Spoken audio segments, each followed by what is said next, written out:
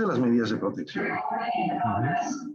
tenemos que considerar que hay que interrumpir el riesgo ligado a interacciones sociales desprotegidas. Y esto o se hace de manera indirecta o se hace de manera directa. Pero lo que no podemos hacer es no hacerlo. En el País Vasco se intentó hacerlo a través del pasaporte COVID, que tiene su utilidad limitada, y a mi modo de ver ha habido una decisión insensata y además poco fundamentada en la salud pública de parte del Tribunal Superior de Justicia.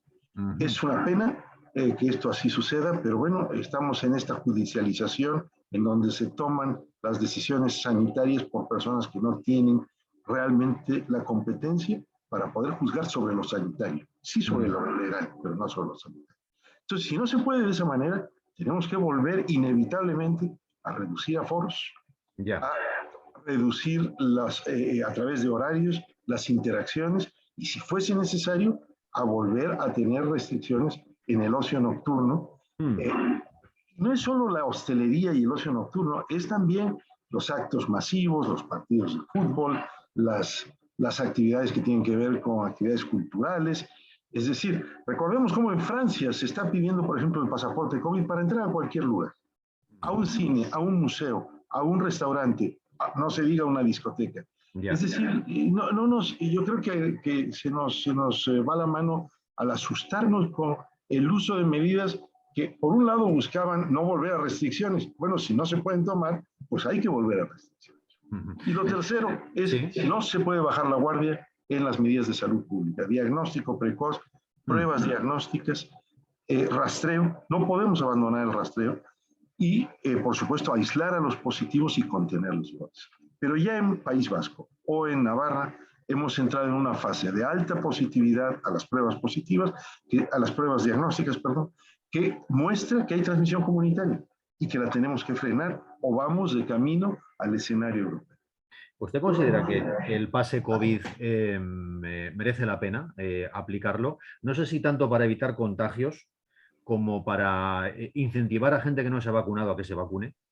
Sí, el pasaporte COVID tiene más sentido como una medida de salud pública en sitios donde la vacunación es más baja. Es el caso de los países europeos. Con 30-40% de la población, ahí sí se logra hacer un filtro, pues de alguna manera razonable, aunque no es garantía 100% de que no hay riesgo de transmisión. Ahora, usted lo ha señalado muy bien.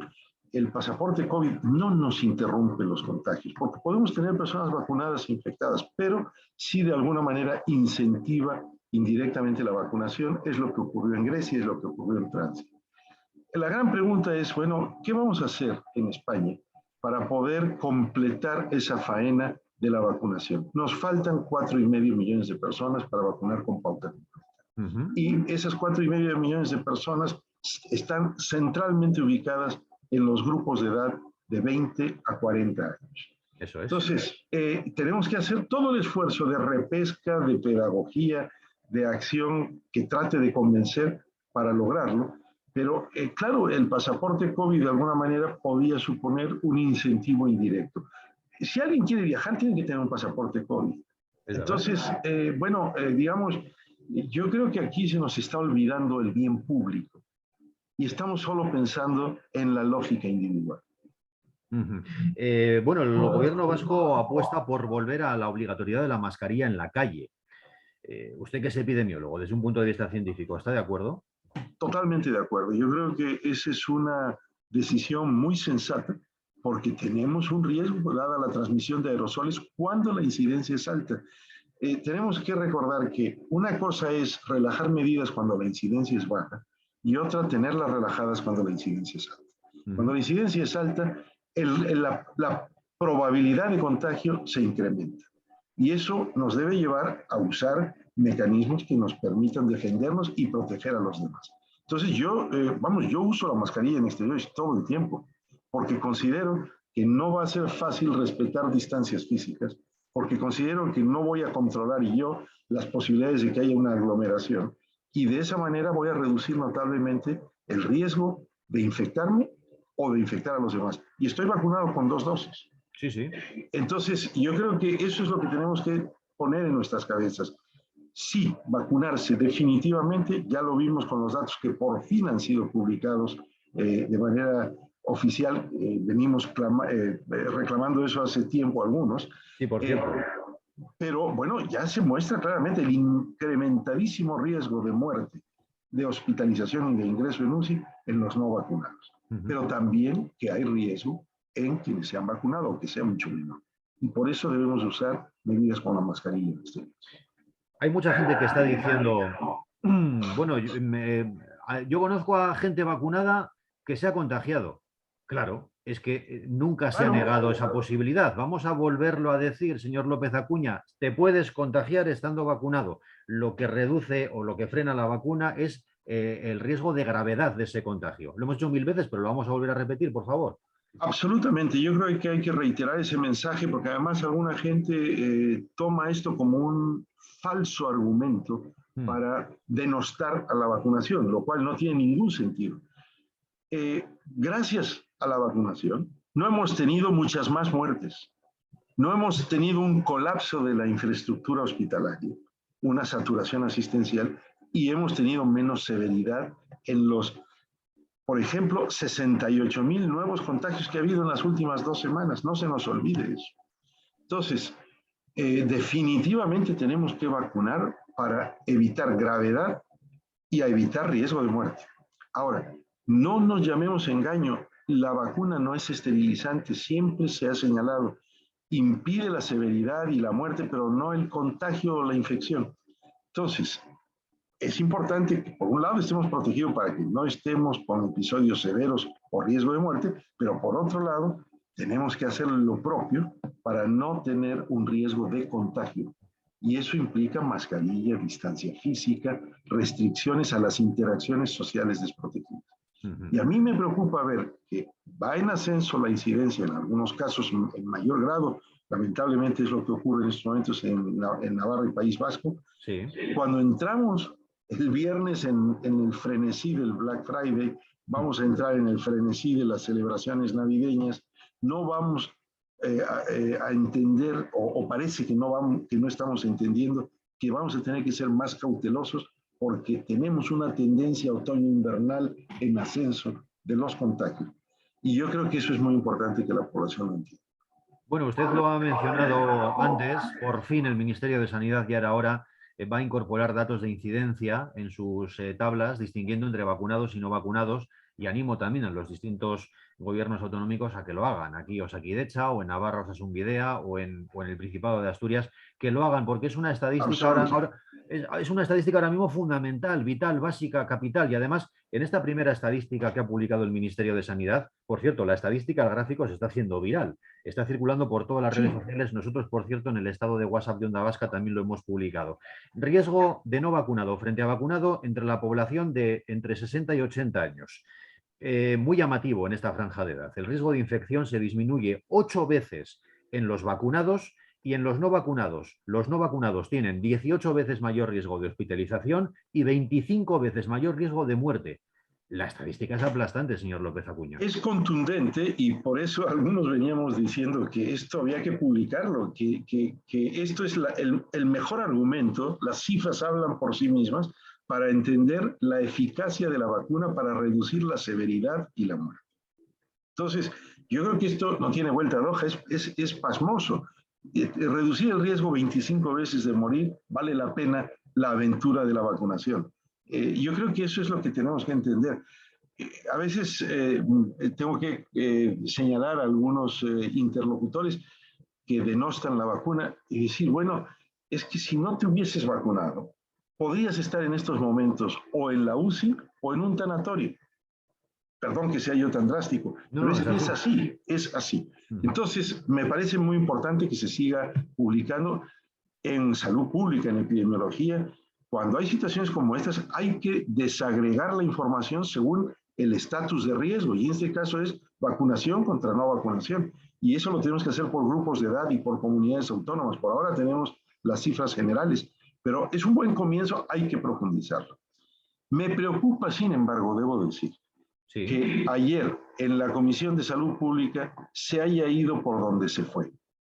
con el tema del semáforo del riesgo. Sí, cuéntenos, a ver. Hay dos implicaciones en las decisiones que se tomaron ayer que me parecen muy poco afortunadas.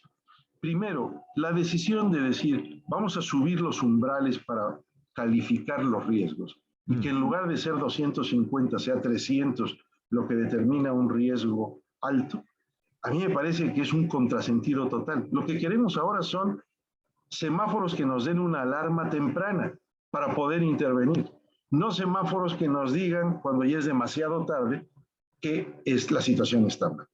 Entonces, ahí hay un error de concepto que lamentablemente la Comisión de Salud Pública no ha sabido poner en perspectiva o no ha sabido ver, y con el afán de minimizar los colores de riesgo, se está tomando una decisión que no nos ayuda a lo que es el principio de un semáforo, que es la alerta temprana. Poder tener una alarma para poder intervenir, para poder actuar cuando hay que hacerlo. Pero lo peor de todo es que ayer se decide únicamente dejar el semáforo en términos de umbrales de indicadores, pero sin acompañarles de las medidas que deben ser tomadas cuando los niveles de riesgo son uno u otro. Eso que sí existía antes, ahora desaparece por la controversia que hay entre comunidades autónomas, especialmente en términos de medidas restrictivas, de aforos, de limitaciones de horarios, y lo que hemos hecho es dejar un semáforo que es papel mojado, que va a ser poco útil para las decisiones que haya que tomar en el ámbito judicial sobre medidas que sí que hay que hacer para reducir la incidencia. Entonces yo creo que ayer, lo voy a decir con todas sus letras, se ha equivocado la Comisión de Salud Pública en las dos direcciones.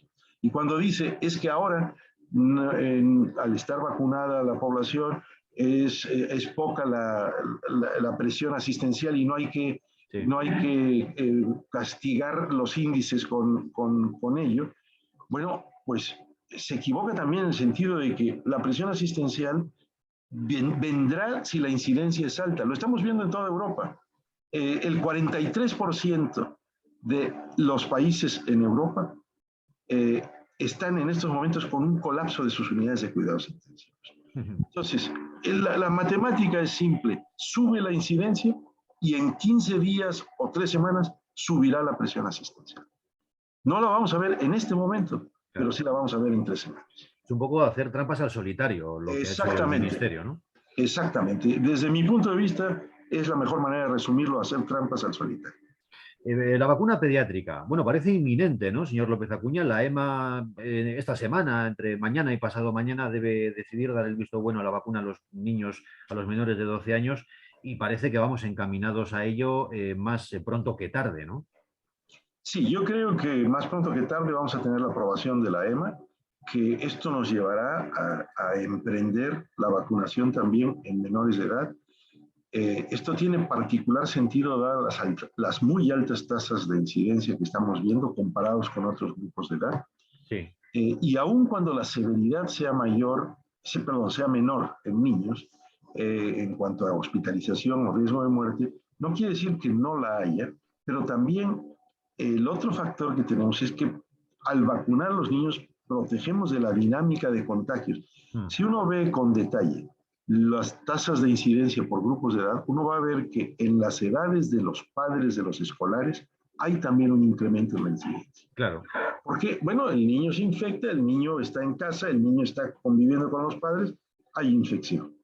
Y por otro lado, vemos también en las estadísticas que publicó el Ministerio ayer de vacunados y no vacunados, que en el grupo de 80 años o más hay un incremento importante en las hospitalizaciones, aún en los vacunados, e incluso en el riesgo de muerte. Entonces, frenar el número de contagios en niños nos ayuda también a reducir el número de contagios en adultos de 40 años o 30 a 50 años, y nos ayuda también a no tener el volumen de contagios aún en vacunados de más de 80 años. Bueno, y la tercera dosis, yo creo que caerá al final para toda la población también tarde o temprano, ¿no, señor López Acuña? Pero bueno, es algo también lógico en otras vacunas, es con esas dosis de recuerdo o de refuerzo, ¿no? Mire, yo creo que con esto debemos irnos despacio. Está bien la tercera dosis como se ha emprendido para inmunodeprimidos, para personas que viven en residencias geriátricas y para personas de más de 70 años que son personas en donde se ha observado que la inmunidad decae más rápido que en otros. Pero no tenemos por qué correr en estos momentos para vacunar a todo el mundo con tercera dosis.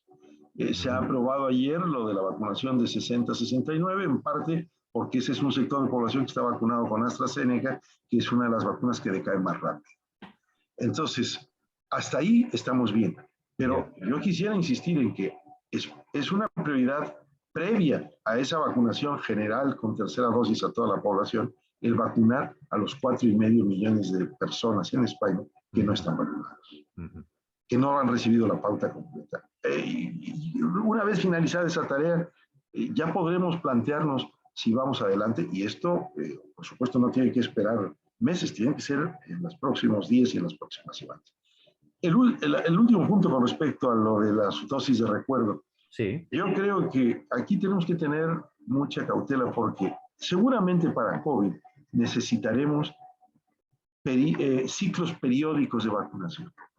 No necesariamente cada 6 meses, probablemente cada 2 años o 3 años. No lo sabemos todavía bien porque no sabemos bien a bien cómo decae la inmunidad humoral y cómo decae la inmunidad celular, que es la memoria inmunológica. Pero la clave también va a ser que los nuevos ciclos de vacunación que se emprendan no necesariamente sean con la misma vacuna, sino con una vacuna modificada en cuanto a las variantes del virus que tiene que proteger. Entonces, así se hace con la gripe estacional, con la influenza. Cada año se prepara una nueva formulación de vacuna en razón de las cepas que están presentes y están causando un problema de contagiosidad y un problema de escape a la eficacia de las vacunas. Entonces, yo creo que en 2 o 3 años tendremos que decir, sí, nos vacunamos con las mismas vacunas de Pfizer, Moderna, AstraZeneca o Janssen, pero formuladas ya con la información genética de las variantes del virus que han surgido y que han escapado o están tendiendo a escapar a la vacunación. Entonces, es un proceso más complejo que la sola tercera dosis. Y por eso lo referí. Y quizá dicho en 2 palabras, hay que entender que la vacunación sola no nos va a frenar los contagios. El pasaporte COVID solo no nos frena los contagios. Un conjunto de todo. La tercera dosis no nos frena los contagios por separado, es el conjunto de todo, claro. Y sin olvidarnos de las medidas de protección, de las restricciones y de las medidas de salud. Pues nos ha quedado, como siempre, muy claro, siempre que hablamos con el epidemiólogo y exdirectivo de la OMS, Daniel López Acuña. Señor López Acuña, muchísimas gracias un día más por atender a Onda Vasca. Un placer. Y que tenga un buen día. Lo mismo. Hasta luego.